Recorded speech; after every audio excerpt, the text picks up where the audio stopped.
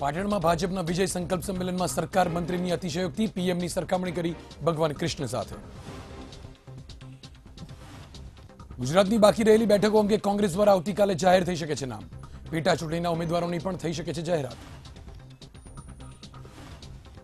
વલસાડ બેઠક પર કેસી પટેલને રિપીટ કરાતા નાનાભાઈ ડીસી પટેલ નારાજ. કોંગ્રેસમાં જોડાવાના આપ્યા સંકેત, તો દેવજી ફતેપરા પર કોંગ્રેસમાં જોડાવાની અટકળ.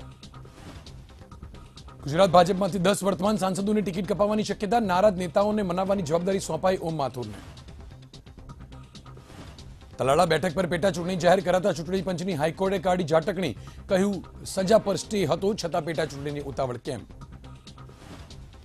જો ઝેર પીને જીવતા રહે તો રાહુલ ગાંધીને શિવજી માનવા તૈયાર. ગણપત વસાવાના નિવેદન પર કોંગ્રેસે કહ્યું આદિવાસીઓનો વિચારો. રાજ્ય સરકાર ચણા અને રાઈ અને અર્ધશિયાળુ મગની લઘુત્તમ ટેકાના ભાવે કરશે ખરીદી. 8 એપ્રિલ 15 જૂનથી હાથ ધરાશે પ્રક્રિયા. આગામી 48 કલાકમાં ગુજરાતમાં હીટ વેવની આગાહી. રાજ્યના શહેરોમાં 40 ડિગ્રીને પાર તાપમાન જવાની શક્યતા.